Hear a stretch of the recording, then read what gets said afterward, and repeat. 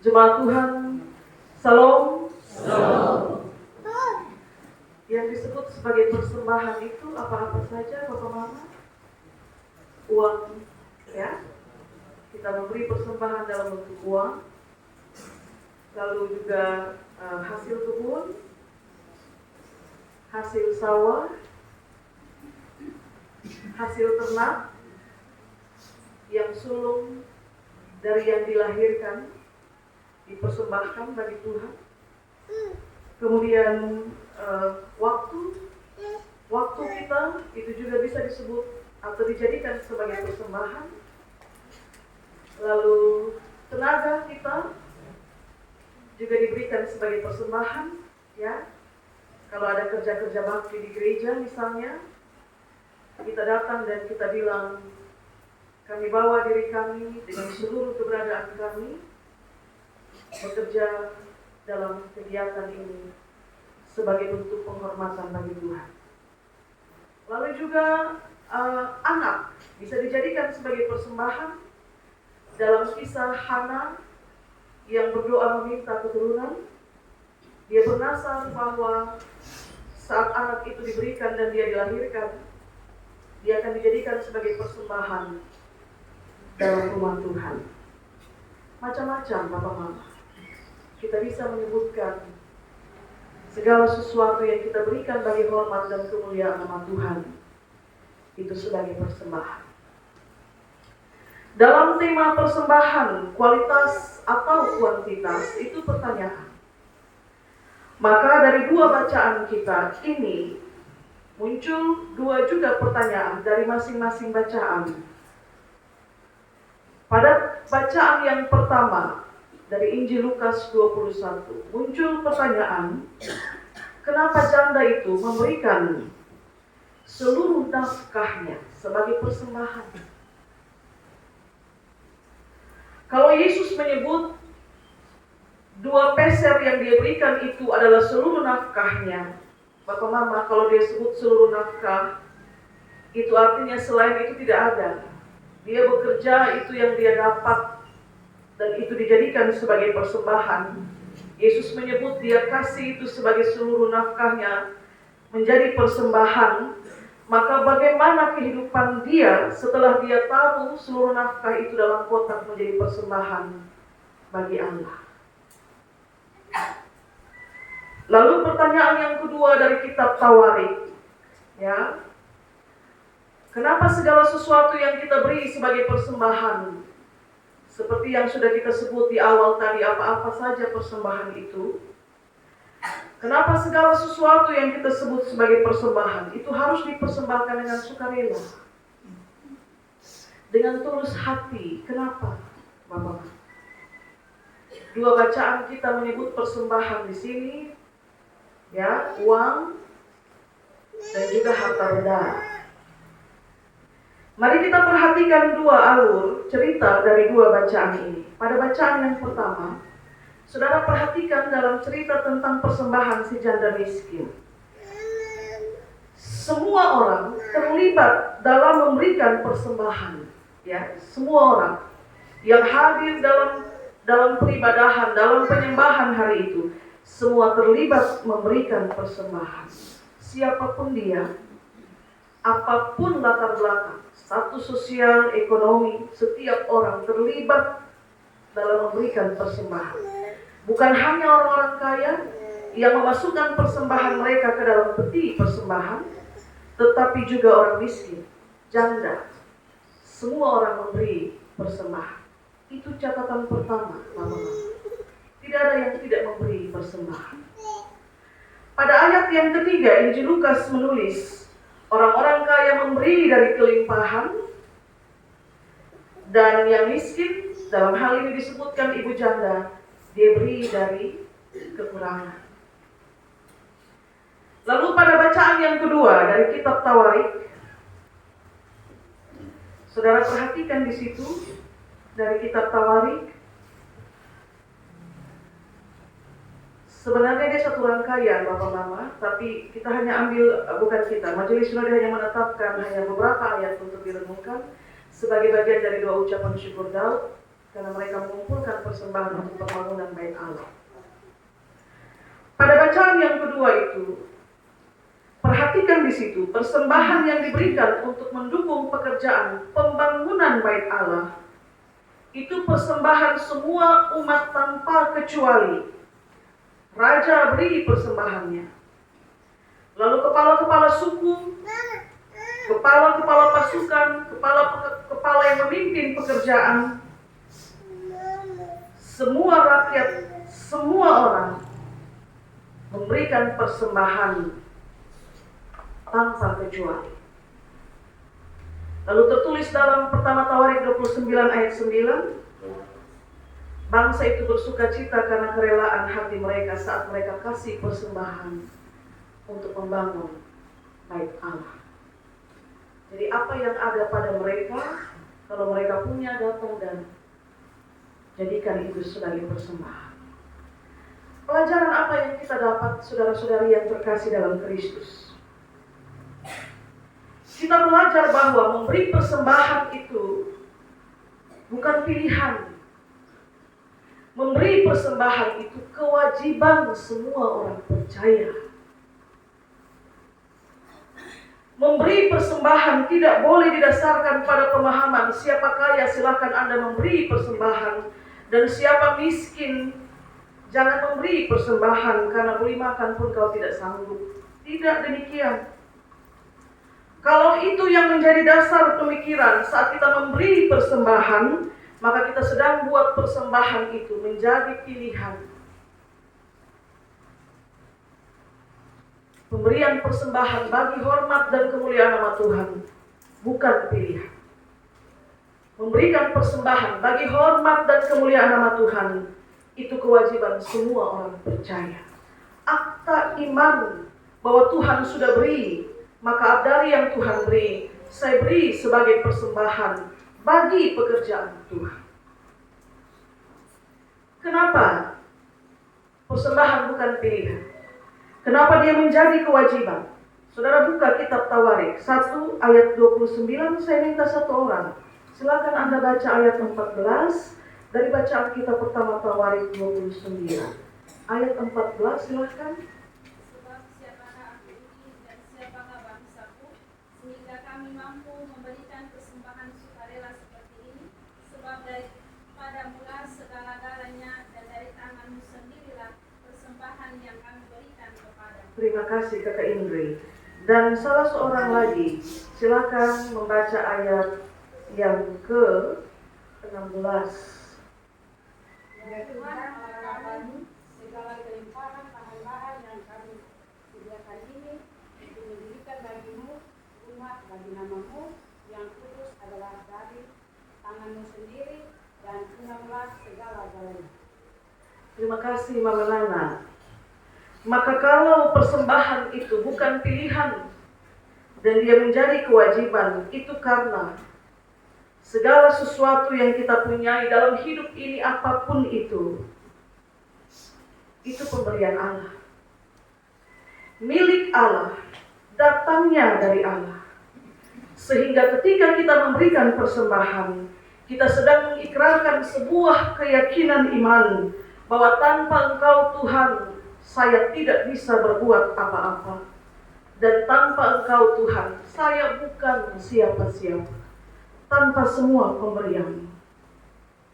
Persembahan juga bukan upaya untuk menyuap Tuhan supaya dia memberi lebih banyak kepada kita, bukan. Sebab apa saudara? Anda memberi persembahan berdasarkan ayat 14 dan ayat 16. Saya dan saudara beri persembahan bukan supaya Tuhan kasih kita lebih banyak, tapi karena apa saudara? Karena dia sudah memberi kita lebih dahulu. Karena itu kita datang dan berikan dia persembahan. Persembahan itu tanda terima kasih karena Tuhan sudah beri dan saya dipelihara dengan pemberian-pemberian itu. Karena itu persembahan, meski dia bukan pilihan, dia adalah kewajiban. Ada unsur sukarela dan ketulusan hati, meski dia disebut sebagai kewajiban orang percaya. Saudara-saudari yang terkasih, Peser itu mata uang tembaga orang Yahudi yang nilainya paling kecil, paling rendah dari susunan mata uang paling kecil itu peser. Yang pegang uang peser itu hanya orang-orang miskin, orang-orang tidak mampu. Para tuan mungkin juga pegang tapi tidak dibawa keliling, itu disimpan untuk bayar upah buruh mereka. Kalau mereka bekerja, upah mereka dibayar sejumlah peser sesuai dengan kesepakatan. Maka waktu Yesus lihat janda itu memasukkan persembahan, selain mungkin karena penampilannya yang demikian, tapi dari mata uang peser yang dimasukkan ke dalam tempat persembahan, tahulah dia bahwa janda itu miskin. Lalu pertanyaannya, apakah karena dia hanya punya 2 peser, maka dia tidak boleh memberi persembahan karena nilainya yang kecil? Saudara-saudari, saya bertanya kepada saudara-saudari sekalian. Sekarang, kalau di tanganmu ada beberapa rupiah, dan tiba saatnya Anda memberikan persembahan, apakah Anda dilarang untuk memberi persembahan karena rupiah yang kau pegang itu bernilai kecil? Sampai hari ini, saat majelis jemaat menghitung kolekte, masih ada uang-uang nikel dalam tangguh-tangguh persembahan. Setiap orang memberi. Janda miskin, siapapun dia, berhak memberikan persembahan sebagai akta imannya kepada Allah, dan tiada seorang pun yang bisa melarang untuk jangan kasih persembahan karena nilai persembahanmu kecil. Peti persembahan di bait Allah berisi persembahannya si kaya dan juga persembahannya si miskin. Semua persembahan itu sama-sama memuliakan Tuhan. Ataukah Injil Lukas 21 menulis bahwa miskin pun kotak sendiri, kaya punya kotak sendiri? Tidak. Pada kotak yang sama itu, yang kaya mengulurkan tangan memberi dari kelimpahan, dan yang miskin juga mengulurkan tangan memberi dari kekurangan, tapi dalam semangat sebagai kewajiban, karena Tuhan sudah memberi lebih dahulu.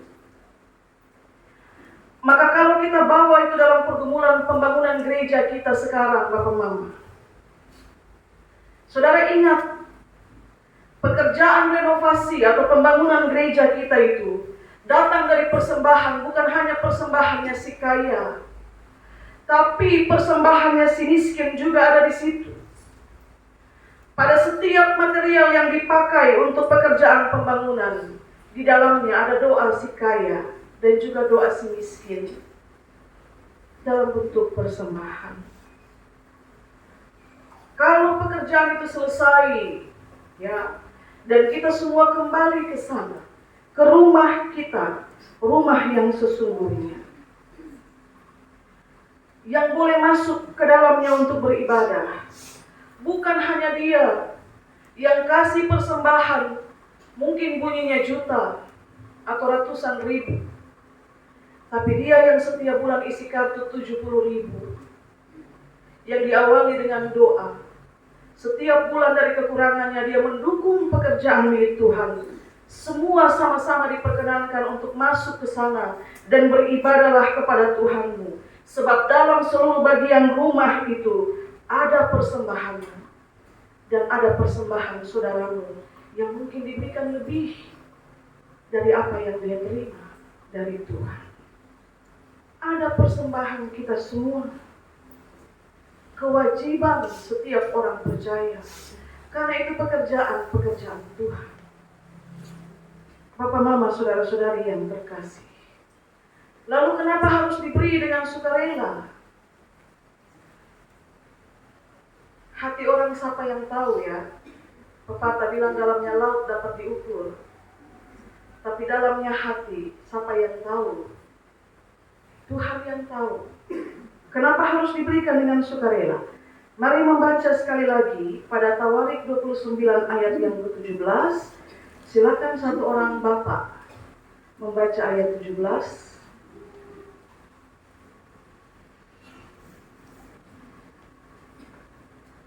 Aku tahu, ya Allahku, bahwa Engkau adalah penguji hati dan berkenan kepada keikhlasan.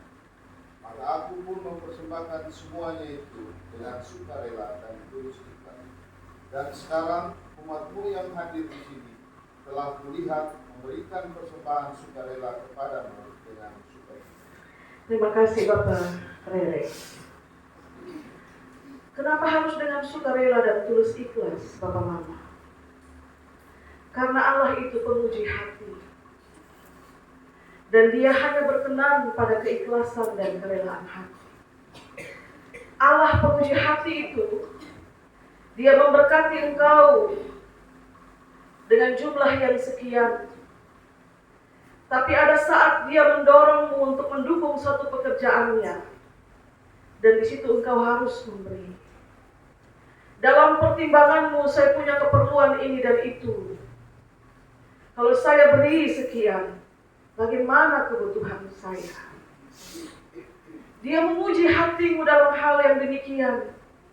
Apakah engkau memberi lalu percaya bahwa nanti yang kurang yang harusnya terpenuhi sudah diberikan sebagai persembahan? Tidak akan dia ganti, Bapak Mama. Dia penguji hati. Dia melihat setiap hati dari keikhlasan dan kerelaan. Karena itu sederhana saja. Kalau saya dan saudara berkehendak supaya Allah berkenan atas persembahan kita, maka berilah persembahan kepadanya dengan sukarela dan hati yang ikhlas. Itu saja. Kewajibanmu kau jalankan dengan ketulusan, dengan kerelaan hatimu, tanpa memperhitungkan untung rugi.